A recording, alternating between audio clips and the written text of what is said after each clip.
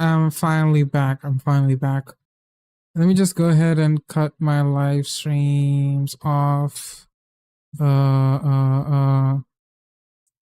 me just clear my ass ass lives.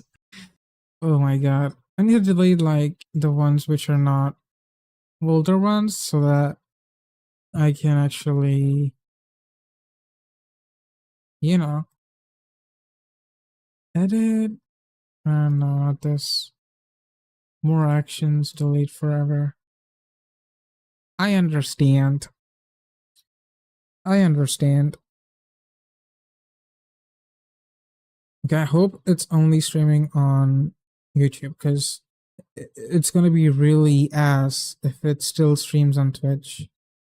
Please don't be live on Twitch. Come on, dude. Where are you at? Why are you even here? Why are you even here? Even though I'm not live. Even though.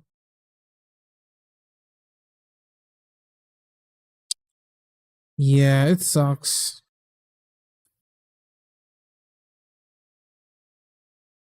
Uh, what else can I do? Because my default canvas is like, settings, OBS default settings, canvas. My default is on Twitch. Should I make this default? Can I make it default?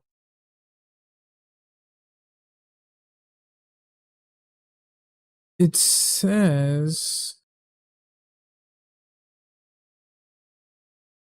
yeah, it's showing me two red dots, which are here and there. Maybe I should like reduce it over here on OBS and keep that on. I don't want to risk fucking. Okay. Settings, change this one. Stream output, reduce it to 6K. Is that what worked? I think. Yeah, I mean, it's right now on 6K. It might be now up. I'd have to wait like a few seconds, but okay. I'm really sorry, guys, because it's just taking too much time. I'm just mad because it's not working properly. I really, really hope my fucking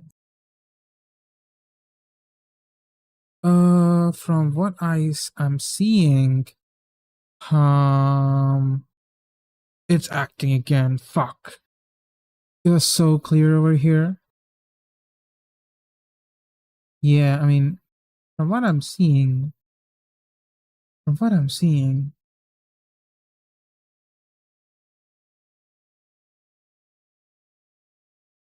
it was so clean. Um, I don't know for a fact if it's good or bad. I just hope it's not too blurry when I like play videos and shit. Okay, am I okay now on?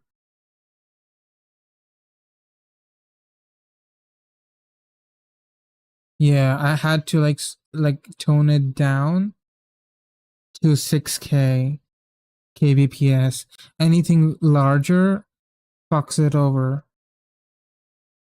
It looks good on Twitch. Uh, it looks good on Twitch, but for some reason, it doesn't look good on YouTube. At least like moving images, like my fucking profile picture, it doesn't look good on YouTube, but looks so clear on Twitch. Even though I'm using everything, like everything the same. I guess it's a streaming thing, maybe. Quality was high too. I don't know what the issue is. Anything higher than 6K, the stream's gonna crash. And it won't show live, but it will be in the WOD. So I was like, bro, fuck it. I'm gonna stream on YouTube. But yeah, whatever. Let's go stream on both, I guess, because now it works when I put both of them on. When I put OBS on 6,000 kbps. It just doesn't work on the other ones. If I change even a little bit, it like just fucks the stream up. Yeah. Okay. But yeah, I'm gonna go get into the stream right now. It's enough of fucking chitter chatter. It's been like 25 minutes extra just for setting the shit up. But yeah, let me just shut off the other stuff. We are okay on Twitch. We are okay on other stuff. We are okay on YouTube. Let me just double check and then we're gonna move on. But yeah, how are you guys doing? I'm really sorry for the delay. It just took me way too much time just to like start streaming. I don't know, man. I mean, there are some tough things about multi-streaming. I don't want my streams to be a lower quality on YouTube. For some reason, YouTube does not want to run well on 6K kbps, but Twitch does absolutely gorgeous in 6K is 6,000 kbps. So I don't know, man. I don't know why it wants to do that.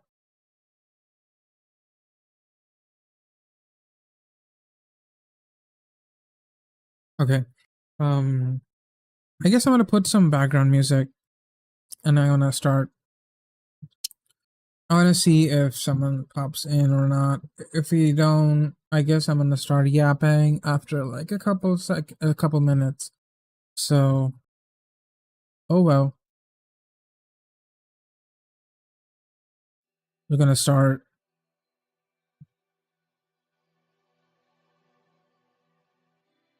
I think that's good enough.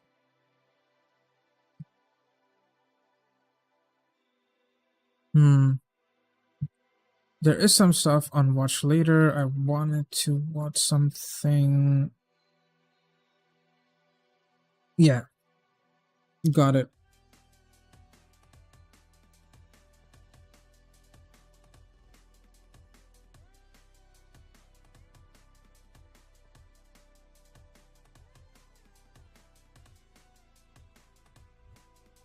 I'm setting stuff up, so just give me a couple of seconds. I'm gonna be out here. Do I put it on that? Will it fuck stuff up? If I put it in 1080p? I think it might. I have to switch to studio mode. Is that over here? Where's studio mode?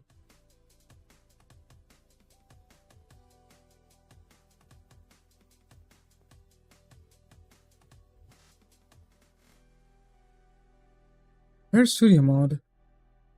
I swear to God. Here. Good. So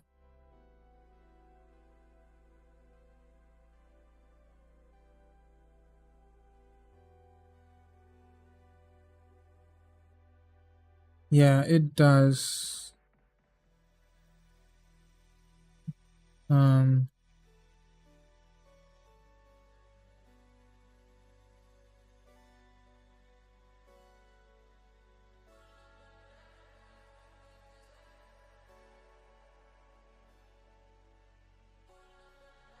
I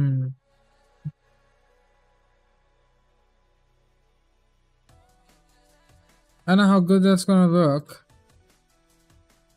But yeah. I think that's that.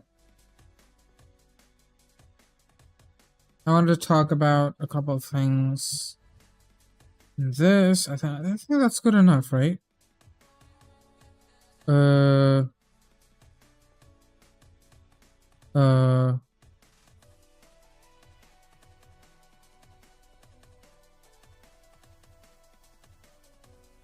yeah, let me just shut off studio mode and we're good. There you go. I had to switch some stuff up because yeah, I think that's good. Okay. So we have a couple of things to talk about. So if I just put some stuff on here, which is good.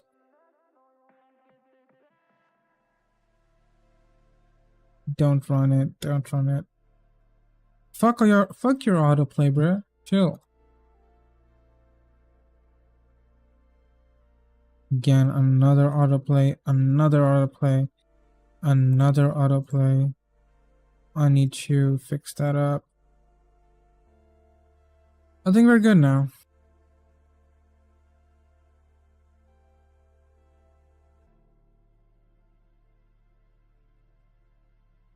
Yep, we're good. So, if y'all didn't know, what's happening right now, at least in this year, is that there's a lot of censorship going on. And at first it was only UK, I think, that officially or like as a part of like government like mandate, censorship is imposed onto the people of UK. And ever since then, even before that, there are a couple of things, but ever since then, more and more countries are looking into this said censorship. They want to control the narrative. They want to control everything, whatever's online, whatever they don't like. They want to like wipe that off the internet or block it. Kind of similar to what CCP is doing with its internet. I think it's pretty similar. I mean, there's control for like the appropriate for appropriate reasons. The government can decide to control the internet, but while saying these valid claims, they decide to use it for everything else but that, right? They're saying, well, we want to like reduce the chances or like stop teenagers and other people from actually like whatchamacallit, teenagers and other like children from accessing like bad parts of the internet.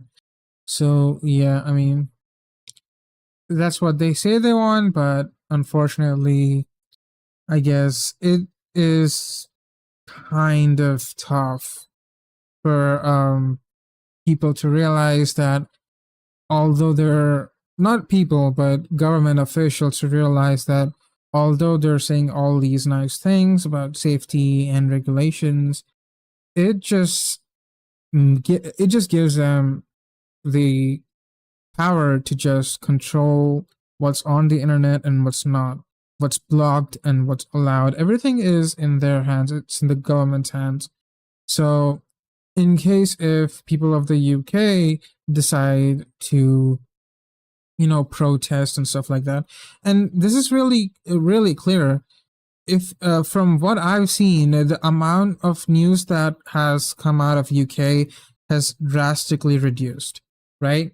The amount of news that used to come out of UK is like drastically reduced, and what's it called? It's drastically reduced, and what is actually allowed also is controlled. So I've not heard that much of news from the UK. And what has happened is like one of the biggest protests happened, and I did not know about it. I had to like scroll a lot on X to finally find some people talking about it and like see some photographs about it. But majority of the time, the amount of news that used to come out from the UK is like drastically reduced. And yeah, it just sucks because, in my personal opinion, they're like pretty like um what's it called? There's a pretty um small room for such censorship, and it should be like selective. So I'd say censorship only for select um what's it called? It's select censorship for certain websites I agree with. Like something which is too disturbing and so on and so forth. But trying to collect data and trying to go as far as to make sure to know who is actually logging in, doing what, doing this. To me, it kind of seems like a really focused control.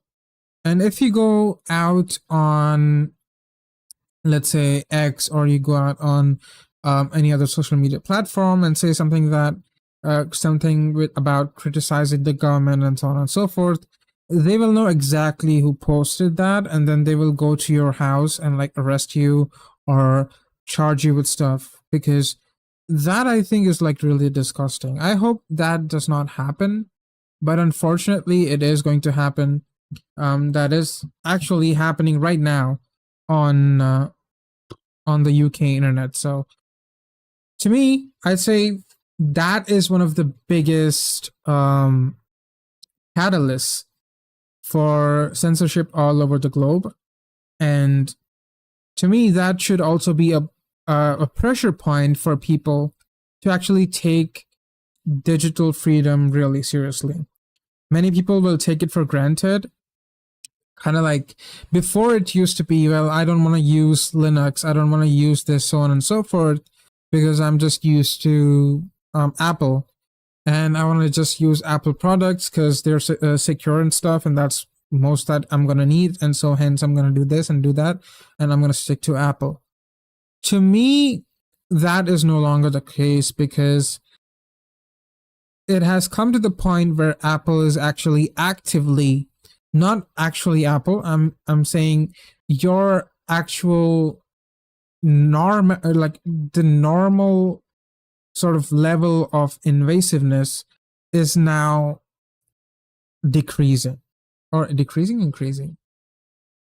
So the normal bar of how much censorship or how much security, um what's it called, surveillance, basically how much surveillance is okay, is actually increasing, because they want to put in more and more and more and more ways to actually track who's saying what, who's browsing what, because they're asking you for your photograph, they're asking you for your driver's license in the UK. So right now, the baseline right now is people are trying to figure out what the actual red line is.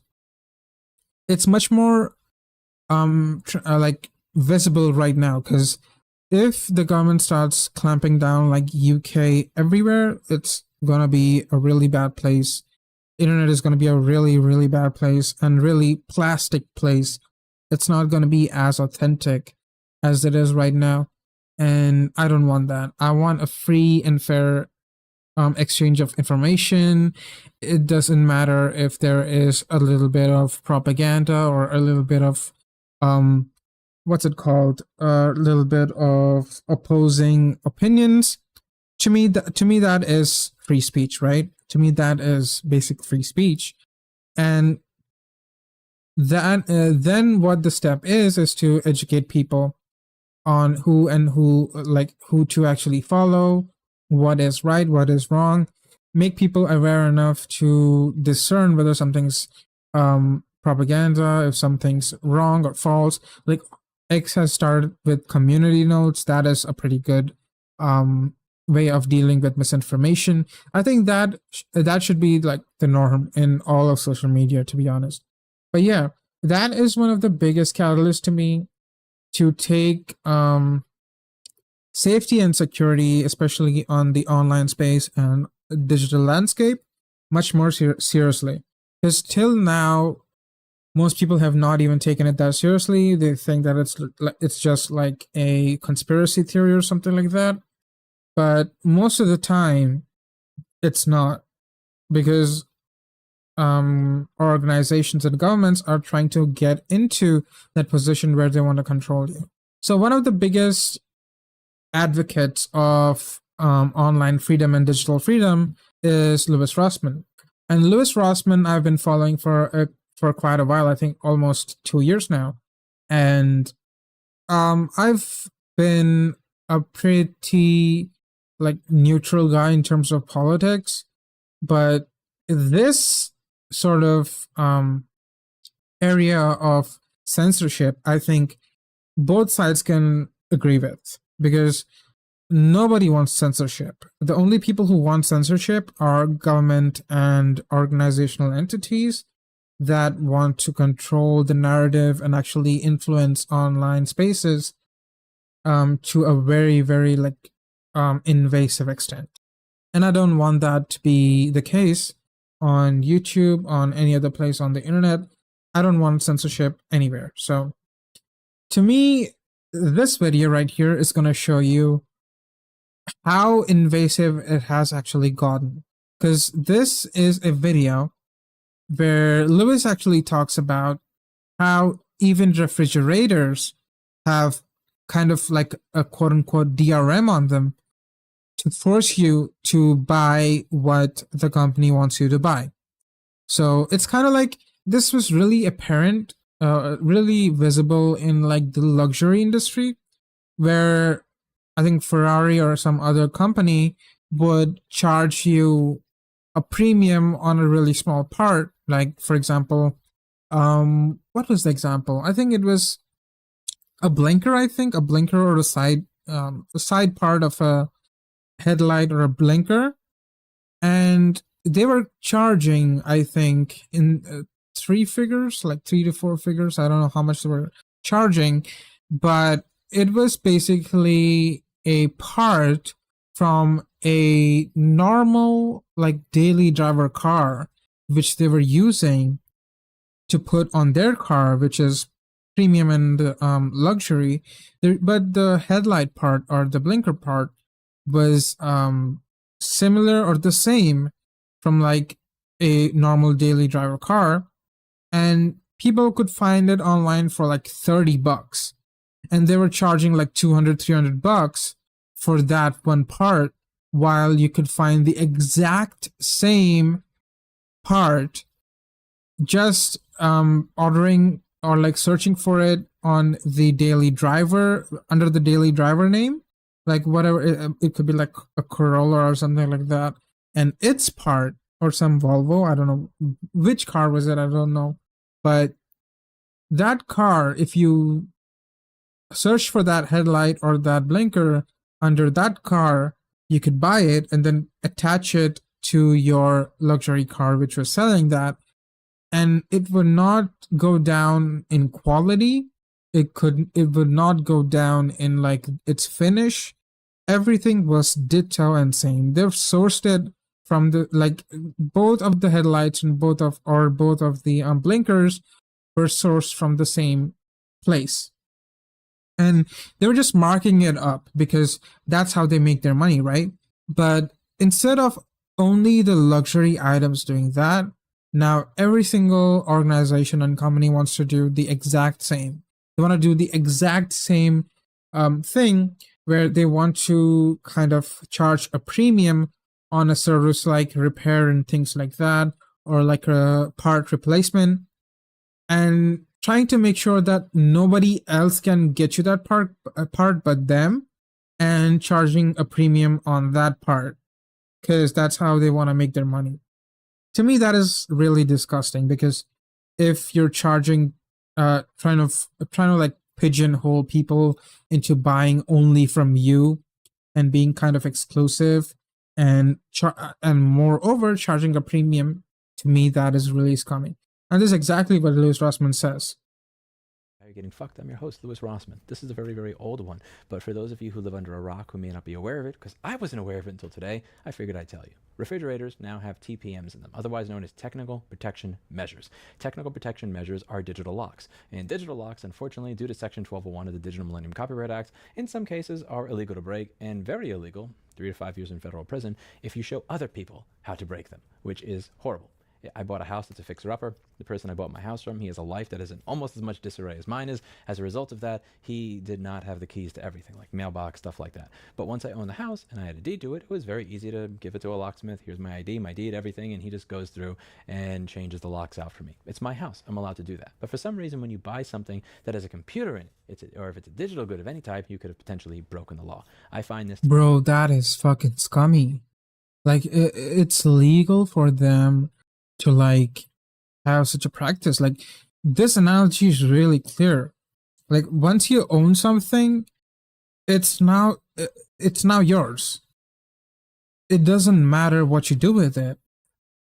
People need to realize that once you buy something, like, it could be a ceiling fan, it could be a refrigerator, it could be a game console, or it could be a PC, it could be a washing machine, or it could be an air conditioning unit.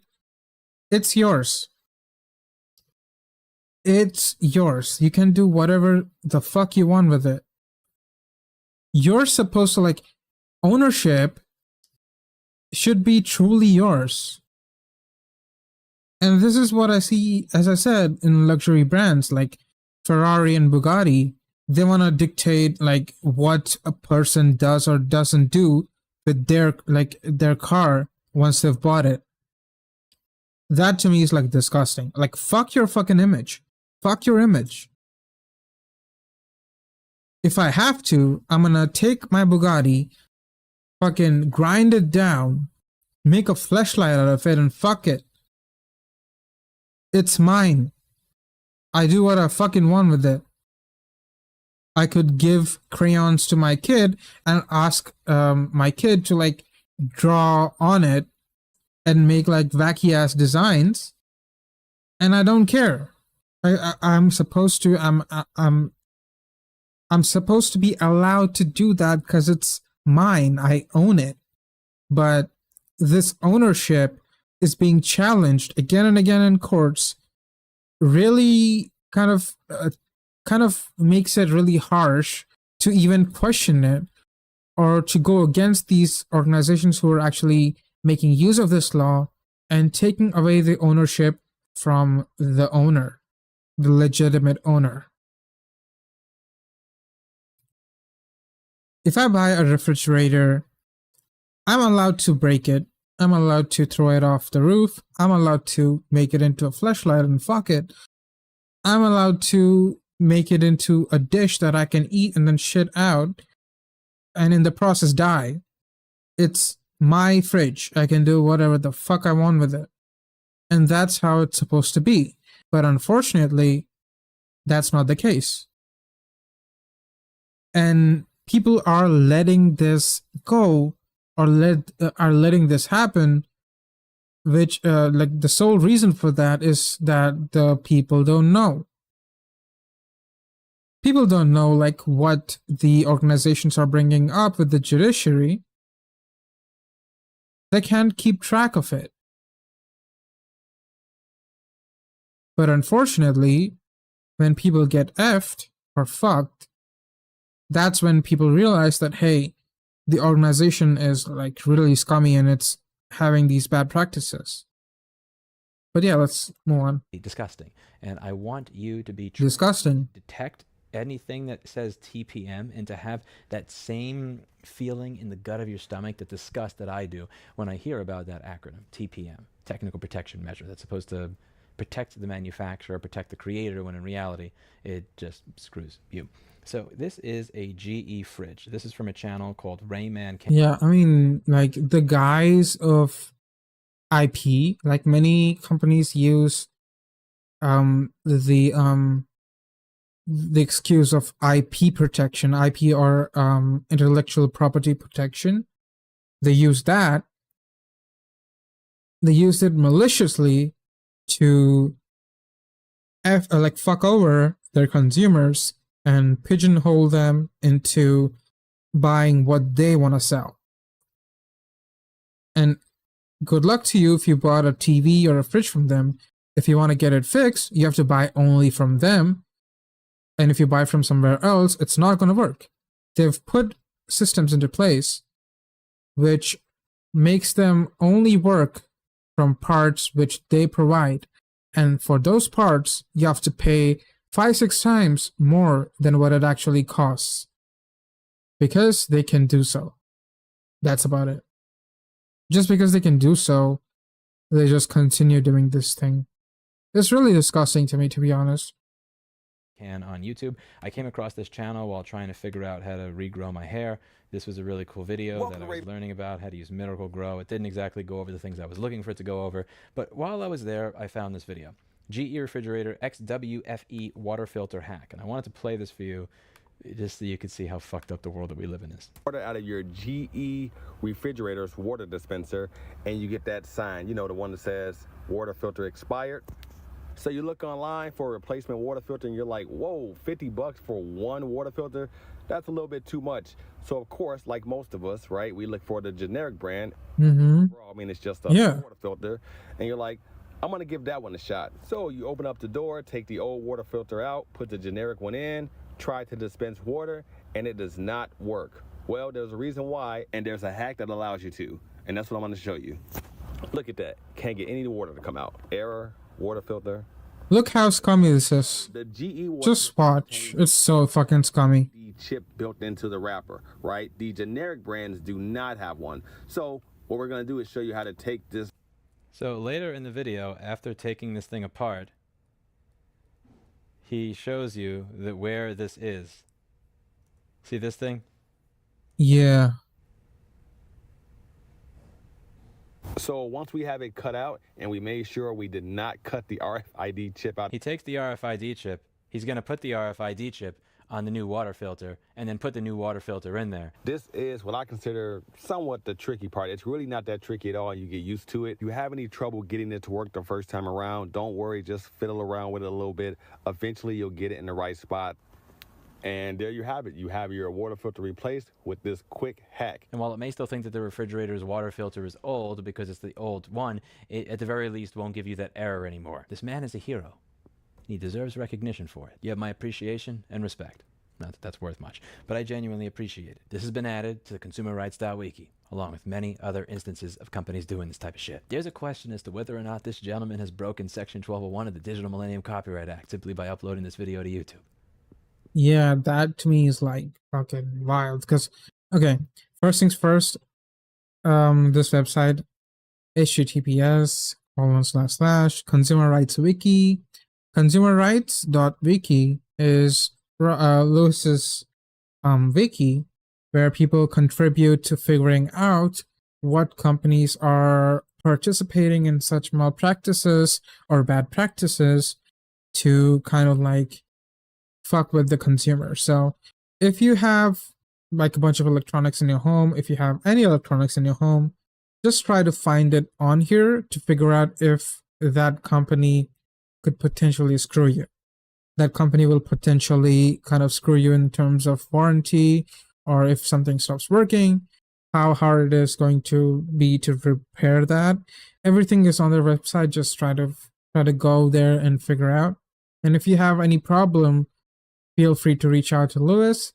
and his team, or whoever is responsible for consumer rights.wiki. And you could even contribute and put in whatever like fuckery that the organization is trying to pull on you, and report it to them, and like they'll make a wiki on it, and they'll actually start to make a page on it where they're gonna say, like, basically describe what happened to you, and basically give any resolutions, or give any guidelines to how to deal with that, or even just outright say that you should not be buying such a product. So just go check that out. It's gonna really help you out, especially if you live in the US.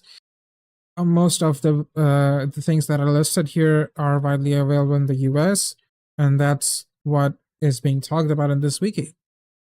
In my opinion, that's fucking stupid. One of the things that I could use from all of you, in addition to being aware of this and pushing back against it, is also logging all of this as often as humanly possible. One of the things I said, a lot of you are going to ask me, Lewis, what can I do? How can I help? What can I do? A lot of things I'm going to ask you to do are things that you're not going to like. They're not going to be fun. Editing a wiki is not fun. Organizing is often not fun. All these are prerequisites necessary to move the ball forward. When we talk to senators about these anti-ownership laws, and more importantly, when we talk to members of the FTC and otherwise about tying, which is something that went over in the Kodak case, late 80s, early 90s, whereby you are claiming if you want to be able to use this, you have to buy that. There are legal precedents for why this is not legal. Yeah, I mean, to me, it is just coming. So I'm just going to skip a bit. Okay, this is, I don't know if I can show that, but yeah, I mean, there are plenty of CEOs and business owners that participate in exactly this, and try to kind of force their consumers to buy what they're selling, and keep them coming back for more again and again, so that they can extract as much money as possible from them, and also charge them a premium. So I think that, to me, is pretty scummy, and I hope everything gets a bit better in the future. It'll only happen if you actually push back on said organizations and actually report them to the authorities or the people who can actually help you in this situation. So go ahead and check that out. Go ahead and check this video out. It is on the Lewis Rossmann channel. I'm gonna actually link that in the description later. I'm gonna make sure to link this in the description. So if you're watching this on a VOD, it's gonna be in the description or in the comments. So check that out. Give Lewis Rossmann a subscribe and a like, and that will help Lewis Rossmann gain more followers, and that's gonna help him actually keep doing what he's doing, which is actually a pretty good job. So go ahead and check him out. So now that I've actually showed you one of the worst examples of like how organizations and people who are making products are trying to like screw you over and trying to extract as much money as possible, and that being their sole reason to even survive and breathe in this landscape is it's disgusting, right? It's fucking disgusting. I really don't even want to get into how many people and organizations keep doing this. It's really disgusting. So now we're going to move on to the next part.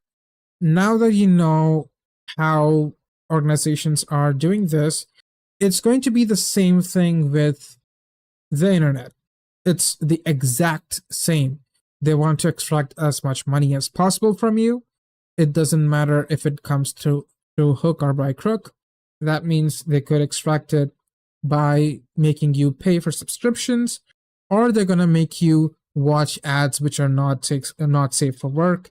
They're going to force bad ads on you. That's the only way that they're going to get more revenue, and they won't hesitate. They won't hesitate to do exactly that if it's going to give them a good amount of revenue. So I think that, to me, is really sad, because most people wouldn't realize that this is happening, because majority of the people are not in that position to even experience that. Only a few people are, and those people, when they try to find help online, it is really difficult for them. So yeah, we're going to move on to the next video. Now that we know that even the software people and even the internet website people are doing the exact same thing with social media, what can we do now, right? What can we possibly do to dodge all the invasive ads, to dodge all the trackers, the targeted ads, the logging, this thing, that thing, information stealing, etc. Everything bad you can find under the sun, everything. How do you even dodge that? Is it even possible? Completely dodging everything is really not that realistic. So I think the best thing that you can do is try to be as safe as possible and as private as possible, because privacy is really, really a luxury right now, and most people forget that. So this is one of the later, newer videos from Mudahar. He is talking about how phones are actually getting worse right now, especially Android, with the closing of like the App Store, making it harder for people to make apps and open source apps, and kind of distribute open source apps that circumvent certain regulation or certain situations. For example, I'd say one of the biggest example which I'm aware of is a replacement for YouTube, because YouTube, you can watch it on your phone. You're not going to get that many features because you have to pay a premium price for that, or you have to pay for premium to get all those features. But there are apps which allow you to get those same premium features, although it is a bit lesser on the side of the GUI and stuff like that. So I'd say it's a sort of, what do you want more? Do you care more about the aesthetics, but do you want the features? Then that app could provide you features because it's an open source app and it's a different way of browsing YouTube. So I think that is what I'm aware of, that YouTube is trying to circumvent that and put that down. And guess who's the parent company of YouTube? It is Google. And guess what Google owns? Google owns Android. I hope that is a good connection, and that's going to actually tell you that this is one of their incentives to follow through. They want to restrict all these apps because they don't want different apps which do things differently and they're giving features for free. They don't want that. They want everything behind a paywall which they can control. So that is what's happening right now. And Mudahar actually explains on how to even have a phone which is gonna help you avoid all of that nonsense in the future, because right now it is fine, but soon you're gonna stop sideloading apps because you can't sideload apps anymore, and it's not possible on your phone anymore. We're going to be talking about how to prevent that big bad spooky government from actually hacking into your phone. Now, a couple days ago, I made a video where I talked about, how the government is buying malware to silently hack your phone. Oh yeah, I think I saw that video. I don't remember, but yeah. Now, of course, you might be like, but Muda, wouldn't they need a warrant for it? And I'm sure they would. In a normal, lawful society, sure. But I find it weird when government agencies are just buying malware that is used to silently hack into devices. Meaning that they can use zero-click malware, meaning they don't even you don't even have to touch the messages, you don't even have to touch the actual attack. They will leverage background processes in phones to take advantage of vulnerabilities and hack your device. Now, of course, if you're worried about this, and rightfully you should be, how do I take the privacy back? Muda, how do I fight back? Now, there's a couple options here, and I want to walk you through them, okay? Like, fighting back is like a bit tough. Against the Gestapo, all right? It's like, in order to have like this privacy, they wantedly make everything easy for you. Like, it's really easy to stay in your current situation by like a Google phone, an Android phone, or an iOS phone, because it's really easy to do that. They want to make it as comfortable as possible to stay in their position. They want you to stay in that position so that they can then use you to serve you ads, make you pay subscriptions. Everything is going on only to make sure that you're as comfortable as possible, so that you're gonna be addicted to that comfort addicted to that ease and never leave where like that position where they want you to be in. It's really, really simple. They just want you to be in that position. So the only way to do the opposite is to actually learn. You have to actually just learn a little bit. It's pretty easy. If you just follow some steps, I think it's pretty easy. You can actually have like what he's actually trying to tell you is I think install a ROM for your phone, for your um Android phone. Because if you think like, okay, do I have to buy another phone and like make sure that it can support like Graphene OS, and then I'm gonna. Many people actually specifically buy phones so that they can put Graphene OS in it, because to them, their privacy is important.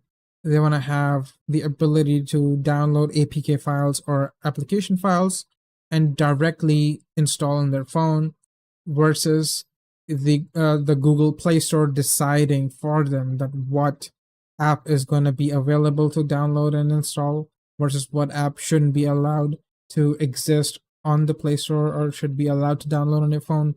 All of that, I think, is a sort of a play by, as I said, these big corporations to make you as comfortable as possible with the Play Store, with the App Store, just so that they can feed you what they want to feed you. And that's about it. But yeah, I think a little bit of knowledge and a little bit of effort, it's gonna go a long, long way in terms of your privacy and your security. One of these companies, Purism, is actually releasing what we call Linux phones, a whole bunch of devices that are Linux oriented. Now, I want to show you what is the coolest part, but also one of the problems with this, okay? And it becomes pretty readily apparent. So go into the Liberty phone right over here. It's like, whoa, 4 gigs of RAM, that's a little low. 128 gigabytes of storage? You know, in 2025, that don't seem like a whole heck of a lot. So let's go to the buy now. And of course, obviously, it's a $2,000. Oh. And this is $2,000. That is like, I've seen this with e-ink phones. I've seen this with like minimal phones, or like what's it called? I don't know what's it called. Like I don't know what's it called. I forget. But they're like these phones which focus on keeping you away from the phone. Like they give you like the bare minimum of what a phone can do, just so that be like, yeah, go touch grass or something like that. I've actually wanted a phone like that, but soon I realized that it's really useless, because there are plenty of things that I do want to do with a normal phone, which is not distracting, but it is important, but it's not available in that. So that's one of the issues. The amount of markup. There's a minimal phone 3, which I've seen. It costs as much as a iPhone while giving the least amount of features, and they say, well, it's actually focused towards people who want to be more away from the phone, only organically use the phone, not get distracted with their social media and stuff like that. And they still charge you like a huge amount, and that to me is really kind of sad, because I'm like, bro, if you really don't want to use your phone that much, if you want to be away from your phone, the best thing that you can do is just have digital well-being. If you can put it as a widget, that's going to help you out. Just track it on that, remove the amount of apps that you don't need, that you want to be away from, and just uninstall them. Just uninstall the apps that you don't need. Dim your screen, change your wallpaper to black, and it's basically the same thing. It's really not that different. And there are plenty of free ways to do this on your current existing phones. You don't need a $2,000 phone to be more in control of your phone addiction or something like that. So yeah, this is one of the things, but soon he's going to talk about yeah, this is it. He's going to talk about there used to be a Ubuntu Touch, which was supported back in the day, Linux on your phone. But right now, I think Linux on a phone is much more tougher. This, I think, is also an old one. This is all about that. Then soon he's going to talk about how to install Graphene OS on your phone. So I think Graphene OS is one of the best ROMs or ways to make sure that your phone is really secure. When nobody's actually spying on you or collecting your data, you can actually even buy a couple phones, which are actually pretty good. I think Muda actually talks about them. Some phones which have physical kill switches for your Wi-Fi, camera, Bluetooth, internet connection, etc., etc. They have like physical kill switches for that, and I think that actually really helps. Helps for people. It's really helpful for people who are in the what's it called? The reporting. What's it called? Press, right? If they're a press, if they're working in the news field, I don't know what's it called. Journalism, yeah, journalism. If they're like journalists, then that phone will really be useful because you have to be really discreet, really private, and that's going to really help you in your reporting. So I think such people will appreciate the phone even though it's a little bit marked up, but majority of the people can actually just download Graphene OS. Even the phones that you can download Graphene OS on, you can use a really new one, or you can use a bit older one, which is going to save you a bunch more money than the latest iPhone while being more private. So I think that's good. But yeah, I think this is one of the reasons why I wanted to make this start this broadcast and go live, because I wanted to talk about this exact thing, because it's really easy for people to just brush this off and be like, well, I don't care.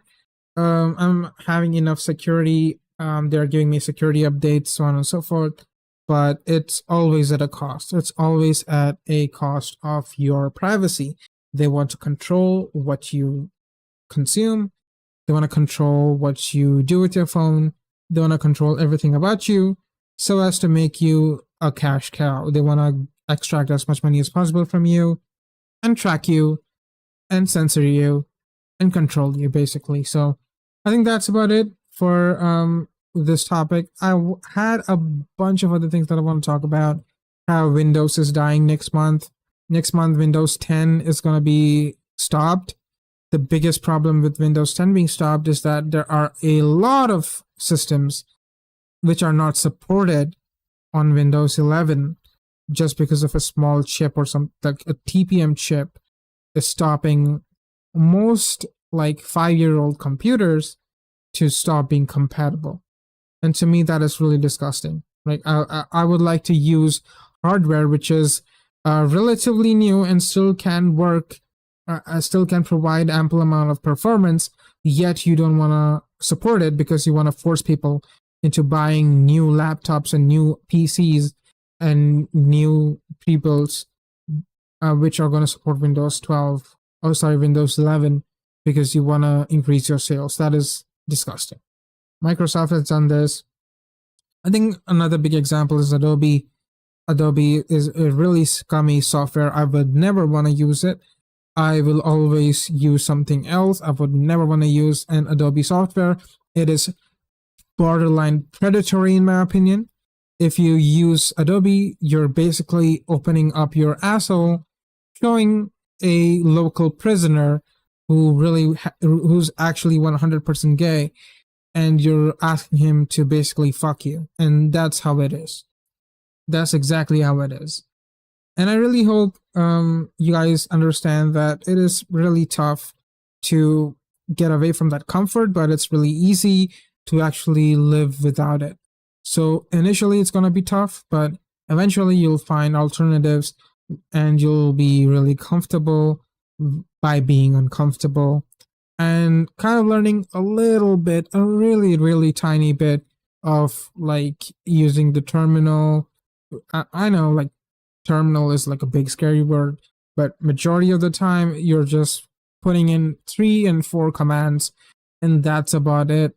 Majority of the commands you're gonna just note down, or type down just by watching, like looking at it online.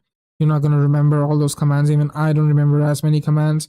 The most amount of commands that I know is actually 4 commands, and I'm fine with running Linux. The only problem with Linux on your PC is compatibility with essential software. The only reason I'm not using this streaming PC with Linux is because I want to be able to edit on it, and DaVinci Resolve doesn't work well on it. I want to use DaVinci Resolve. I want to use Affinity Photo, but they are not supported as well on Linux. And that's the only reason that is keeping me from actually, going full on Linux mode and even install Linux on my main PC. So this is my main PC. So, yeah, I mean, that's what I wanted to talk about. And if you think that Linux is ugly as shit, go no further than Bread on Penguins. She has one of the best looking Linux setups on YouTube, in my opinion, although it is a really, really, really, really tough way of a tough learning curve to actually install her her setup. Basically, like, you have to know a bunch of shit to even like start to make this her daily driver.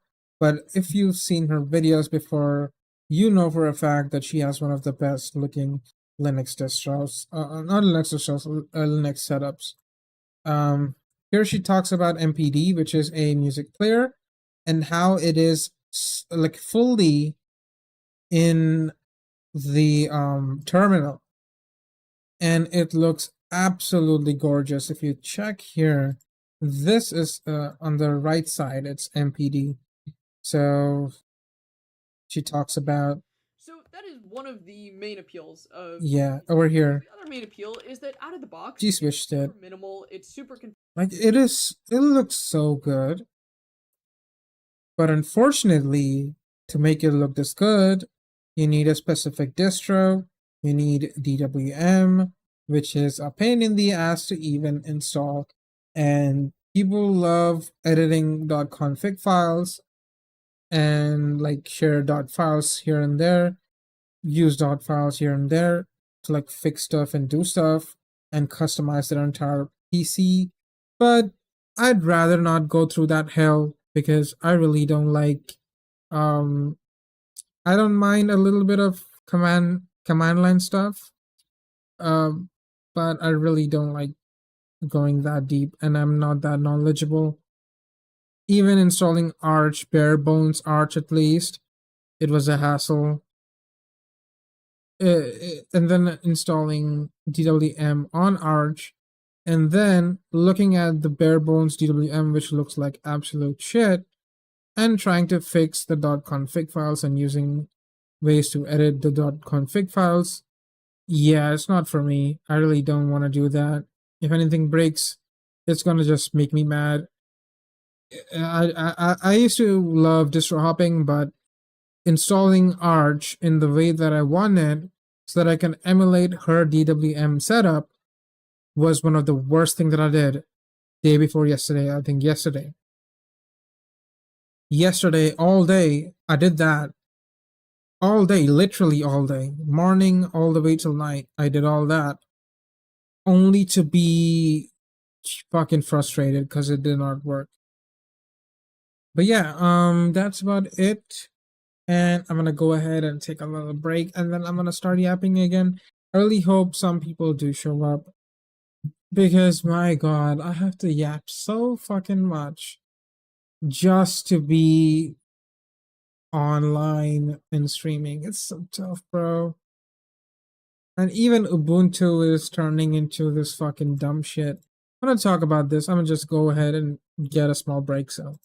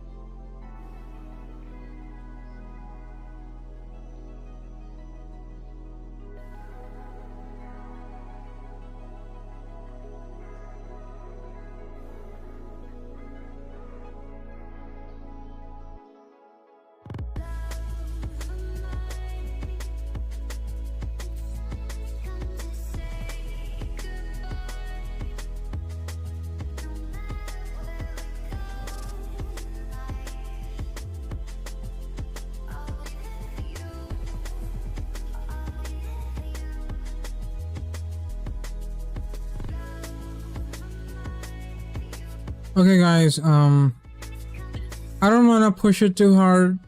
I want to make this a smooth transition into more regular streams. My throat is dry. My mouth is dry. I'm delirious. At this point, I'm actually on the bed scrolling reels. I'm delirious as fuck right now.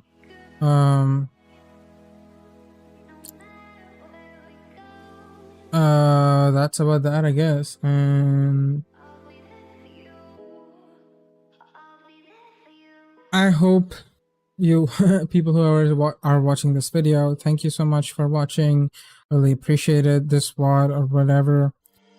I don't think I'm gonna be editing this into a video, but I really do appreciate talking about it because I just want to put this out there.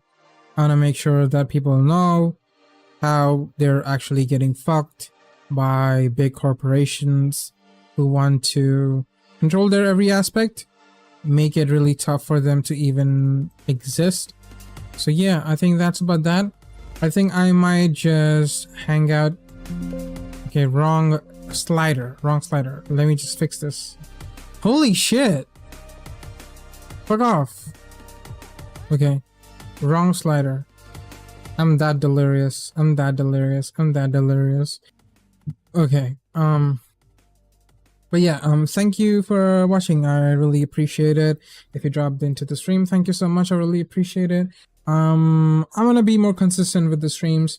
I'm really sorry about the low bitrate. I don't know what to do with that shit. If you know what to do, leave it in the comment. Leave it in the comment section. I really want to fix that. I want to make sure that the bitrate on I don't put too much of a bitrate, which is gonna crash the stream on Twitch, but is actually a good quality on YouTube. You know what I mean? So I just want to have the same quality on Twitch to be on YouTube, but unfortunately that's not the case. It's getting really frustrating. So thank you so much for watching. I really appreciate you guys. Shout out Dusk for the music. I really appreciate you. I'm gonna set up a new music playlist which I'm gonna use on stream. I'm trying to make sure that the music that I use is free to use, like NCS stuff, but unfortunately there's not many people that are willing to give me the permission, or I just don't want to get copy striked. I really appreciate that if I don't get copy striked or music taking a cut from my videos. I don't want that kind of music on my stream. I want to help people, musicians as well, but I don't want them to take a cut from my videos. That's not how I want to let this go. But yeah, taking a cut is a bit too much, so I don't want all the revenue from the video or what to go to them. So yeah, I really appreciate you guys. Thank you for watching. I hope you guys enjoyed this yap session. I doubt it. I seriously doubt it, but yeah, bye. I'm leaving now. Bye. Okay, bye.